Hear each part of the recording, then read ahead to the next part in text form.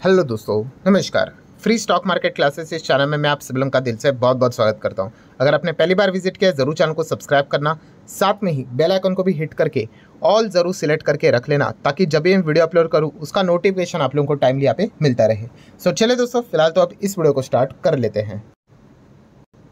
ठीक है दोस्तों, अभी हम लोग आ चुके हैं बिल्कुल हमारे नॉर्मल स्क्रीन के ऊपर। एंड दोस्तों, आज के टॉपिक की अगर हम लोग बात करें तो काफ़ी इंटरेस्टिंग टॉपिक यहाँ पे होने वाला है।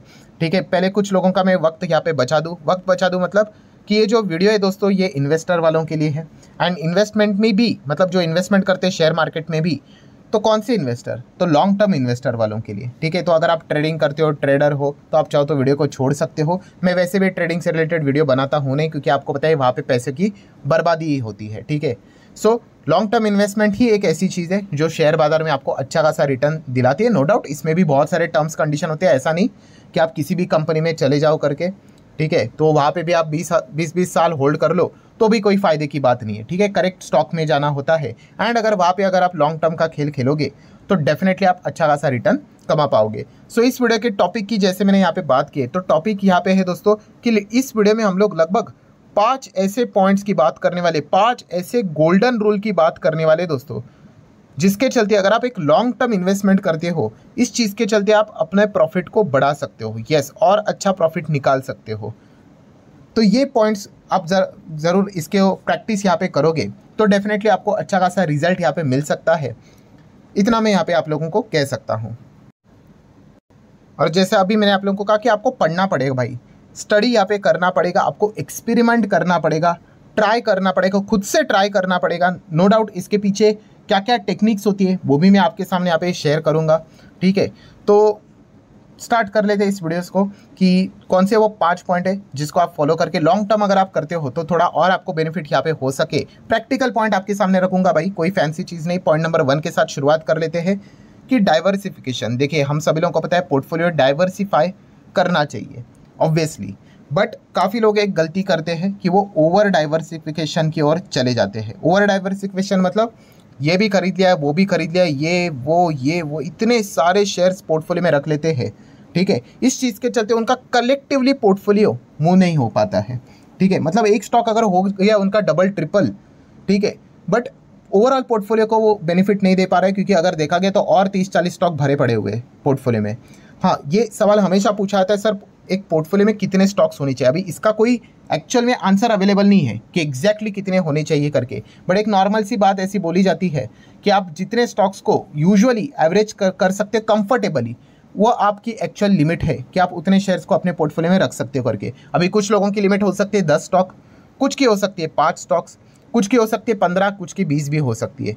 तो आपको स्टडी करना चाहिए, बट इसका अर्थ ये नहीं कि आप एकदम से ही ज़्यादा स्टॉक अपने पोर्टफोलियो में रख दो। अरे बहुत ही कम भी रख दो, बहुत कम रखोगे तो बहुत बड़ी रिस्क भी आप ले रहे हो।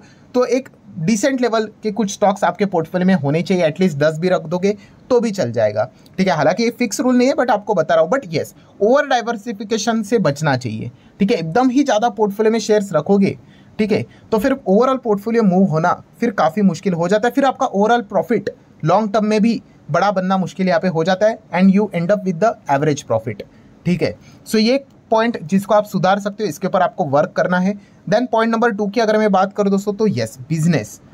कौन सा वाला बिजनेस में जाना है भाई, जहाँ पे ग्रोथ होनी चाहिए। एंड ग्रोथ भी कैसी, थोड़ी सी एबनॉर्मल एक्सपोनेंशियल ग्रोथ होनी चाहिए। मैं बार बार बोलता हूँ, ठीक है, ग्रोथ है 2% की, ग्रोथ है 3% की, उसको भी ग्रोथ ही बोलते हैं। ठीक है, बट ये तो ग्रोथ मतलब हमारी जीडीपी से भी कम है। ठीक है, तो हमें थोड़ा ज़्यादा ग्रोथ वाली कंपनी में जाना है।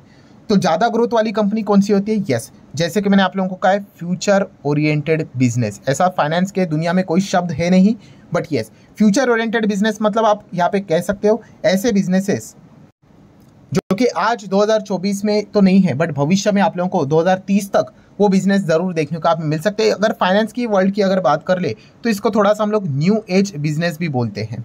ठीक है, नए टाइप के बिजनेसेस, जैसे कि ड्रोन की बात कर ले, रिन्यूएबल एनर्जी की बात कर ले, गेमिंग इंडस्ट्री की बात कर ले, एथेनॉल की अगर हम लोग बात कर ले, ठीक है, आर्टिफिशियल इंटेलिजेंसी की बात कर ले, उड़ने वाले टैक्सी की बात कर ले, इंटरनेट जो सैटेलाइट से दिया जाएगा उसकी अगर हम लोग बात कर ले। ठीक है, अभी ऐसे एग्जांपल्स तो आपको काफ़ी सारे मिलेंगे। तो इस प्रकार के बिजनेसेस के ऊपर आप लोगों ने फोकस रखना है। इसमें क्विक कॉमर्स जैसी भी बिजनेसेस हम लोग को देखने को यहाँ पे मिल चुके हैं। सो ये बिजनेस आप मतलब क्या करना है कि इस प्रकार की कंपनीज को अगर आप पकड़ोगे, तो आपको काफ़ी अच्छा खासा बेनिफिट यहाँ पे हो सकता है। देन दोस्तों पॉइंट नंबर 3 की अगर हम लोग बात करें तो ऑब्वियसली अगर ज़्यादा रिटर्न चाहिए तो थोड़ा रिस्क भी लेना ही पड़ता है, ये दुनिया का नॉर्मल बेसिक सा रूल है। सो इस कॉन्टेक्स्ट में अगर बात करें तो आपको पता है लार्ज कैप होता है, मिड कैप होता है, स्मॉल कैप होता है। तो ऑब्वियसली फिर आपको मिड कैप स्मॉल कैप की ओर थोड़ा ज़्यादा फोकस करना पड़ेगा, ठीक है। तो देखिए अगेन ये कोई गारंटी नहीं होती, काफ़ी लोगों को ऐसा लगता है कि उन्होंने small cap mid cap portfolio में भर लिए मतलब तो गारंटी मेरा पैसा तो बन ही जाएगा। भाई कोई गारंटी नहीं है, शेयर मार्केट है ये, ठीक है।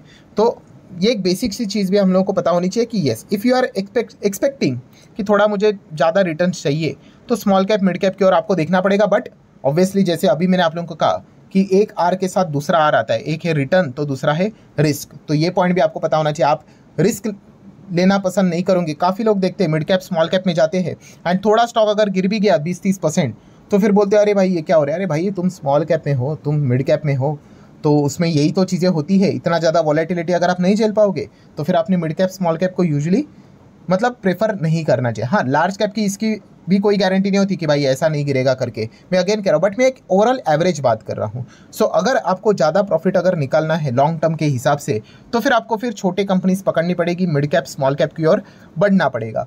देन अगर हम लोग बात करेंगे दोस्तों point number 4 very very very important, जो मैं काफ़ी बार आपको सिखा चुका हूँ, स्टेज 1 में निवेश करना आपको आना चाहिए। मतलब इन्वेस्टमेंट में अगर देखा गया तो 3 टाइप के स्टेज होते हैं, मतलब शेयर बाजार में किसी भी इसमें स्टेज 1, स्टेज 2 एंड स्टेज 3, ठीक है। ये भी कोई फाइनेंस वर्ल्ड में चीज़ें नहीं आती, ये मैंने खुद से बना कर रखी हुई है आपको आसान भाषा में समझने के लिए। मतलब कोई भी शेयर ऐसा चलता है, ठीक है, किसी को भी पसंद नहीं आता है, फिर वो ऐसा चलता है तो दुनिया भर को वो पसंद आता है एंड उसके बाद वो ऊपर से वापस गिर के ऐसे नीचे आता है तो काफ़ी लोग बोलते हैं अरे हम तो ट्रैप हो गए करके।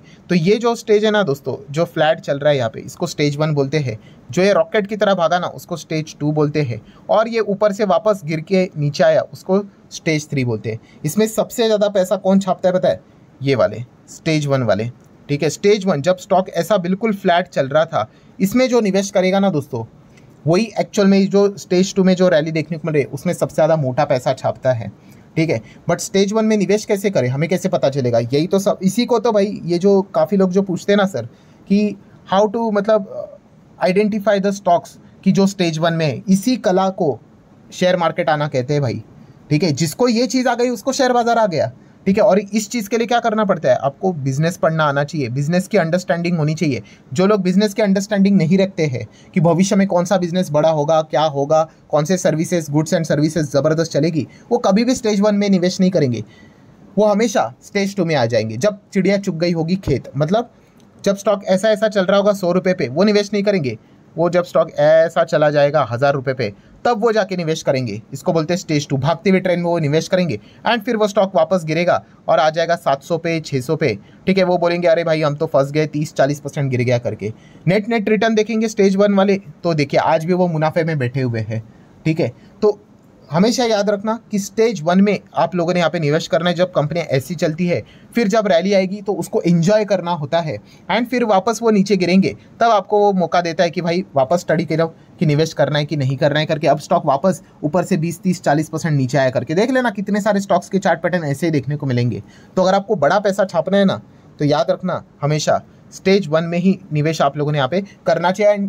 अगेन कह रहा हूँ यही सबसे टफ काम होता है, ये जिसको आ गया उसको शेयर बाजार आ गया। एंड इसके लिए आपको बिजनेस से रिलेटेड ही क्या करना पड़ेगा, चीज़ों को पढ़ना पड़ेगा कि आज कौन सा बिजनेस चल रहा है, भविष्य में ये बिजनेस कितना बड़ा हो सकता है, ठीक है। वही व्यक्ति क्या कर पाता है, इन चीज़ों का फ़ायदा यहाँ पे उठा पाता है। बाकी पूरी दुनिया बाद में आ जाएगी, जब वो स्टॉक 10 गुना भाग जाएगा, 1000% रिटर्न हो जाएंगे, तब वो एंटर करेंगे, तब कुछ भी नहीं। ऑलरेडी मतलब बोलते ना एक इंसान 100 किलोमीटर की रेस भाग गया एंड अभी आप उसको बोल रहे हो कि वापस भाग करके, अरे भाई वो थक गया अभी भाग भाग के, ठीक है। तो ये चीज़ें आपको अच्छी तरीके से समझ में यहाँ पे आनी चाहिए, बहुत ही इंपॉर्टेंट स्टेज था, ठीक है। देन दोस्तों आगे बढ़ लेते हैं यहाँ पे स्टेप नंबर 5, वेरी इंपॉर्टेंट। कौन सा? कि भाई पेशेंस होना चाहिए। अरे भाई हमें पता है पेशेंस, अरे ऐसा नहीं, पता होना और एक्चुअल में प्रैक्टिकली इसको इम्प्लीमेंट करना, इसमें फ़र्क है।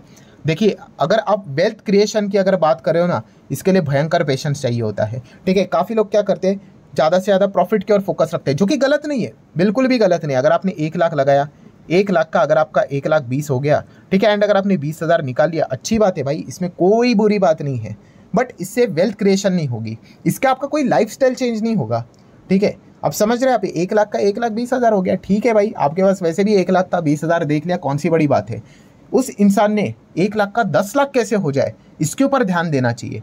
इसको बोलते थोड़ा सा वेल्थ क्रिएशन की ओर बढ़ना। और उसके लिए आपको क्या करना पड़ेगा, पेशेंस रखना पड़ेगा, लंबी पारी खेलनी पड़ेगी। और लंबी पारी में तो वॉलेटिलिटी आएगी आएगी, ठीक है। कमाया हुआ छोटा मोटा पैसा उड़ेगा ही उड़ेगा। 20% कमाया उड़ गया, 30% कमाया उड़ गया। अभी उससे अगर आपको प्रॉब्लम है कि अरे काश प्रॉफिट बुक कर लेता, 1 लाख के 1,20,000 हो गया होता, मतलब हो चुका था, 20,000 तो मिल जाता, तो ऐसे व्यक्ति बड़ा पैसा नहीं कमा पाएगी शेयर बाजार। वो कमा जरूर पाएगी, बट नेट अगर हम लोग बात करें तो बहुत बड़ा चंक नहीं कमा पाएंगे, छोटा मोटा ही पैसा कमा पाएंगे। सो अगर आपको बड़ा पैसा कमाना है तो भाई लंबी पारी खेलनी पड़ेगी, उसके लिए भयंकर पेशेंस चाहिए होता है। और जब भयंकर पेशेंस अगर आप दिखाओगे तो काफ़ी बार बाजार आपका कमाया हुआ प्रॉफिट भी लेकर चला जाएगा, तो वो झेलने की क्षमता भी होनी चाहिए।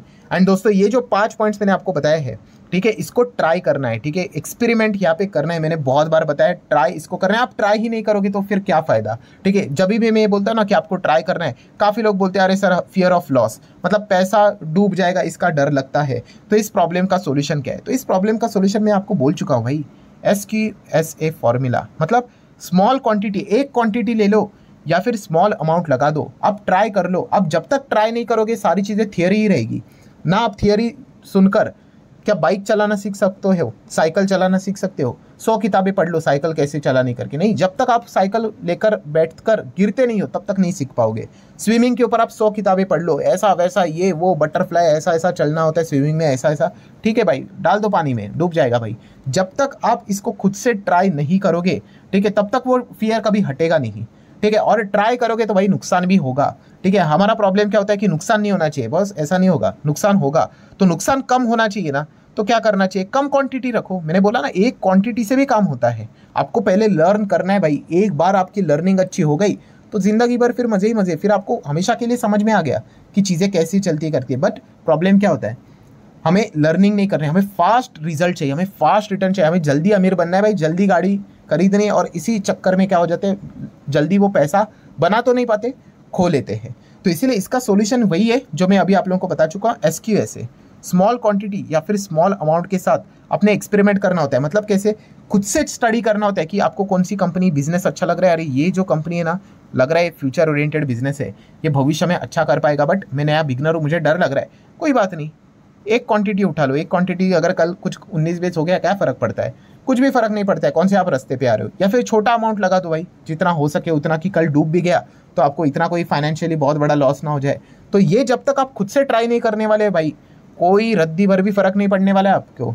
सीधा बोलना चाहूँगा, आपको ट्राई करना ही पड़ेगा। और जितना ट्राई करोगे, मिट्टी खा खा के ही आप सीखोगे, लास्ट टाइम मैंने ये मिस्टेक की, फिर आप वो समझ जाओगे। फिर उसके बाद और ट्राई करोगे, अच्छा है मैंने ये मिस्टेक की, फिर ऐसा ऐसा ऐसा ऐसा करते करते, मिस्टेक करते करके ही, बोलते हैं ना प्रैक्टिस मेक मैन परफेक्ट।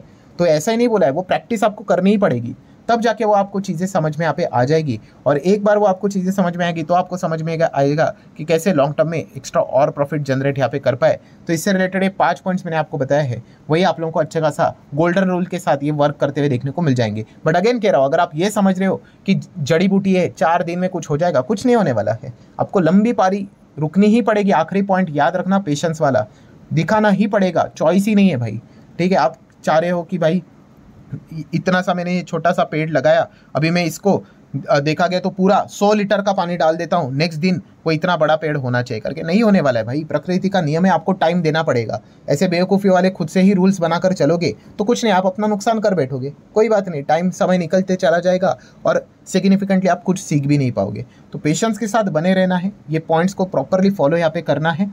आप खुद देख सकते हो कि आने वाले समय में आपको कैसे पॉजिटिव रिजल्ट्स मिल रहे करके। सो आशा करता हूँ दोस्तों वीडियो हेल्पफुल लगा होगा, तो चाहो तो लाइक एंड शेयर कर सकते हो। एंड हम सभी लोगों का एक और चैनल है, आप सभी लोगों को पता है, SMKC करके। आप चाहो तो इस चैनल को भी फॉलो कर सकते हो, सब्सक्राइब कर सकते हो भाई। ओरिजिनल चैनल को ही फॉलो करना, 1.95 मिलियन वाला है। सेम लोगो बनाकर बहुत सारे चैनल्स आपको बेवकूफ़ बनाते हैं, तो उनसे बचे रहना। इस चैनल का लिंक मैंने नीचे डिस्क्रिप्शन बॉक्स में देके रखा हुआ है। सो चलिए मिलते हैं अगले वीडियो में, तब तक के लिए बाय बाय।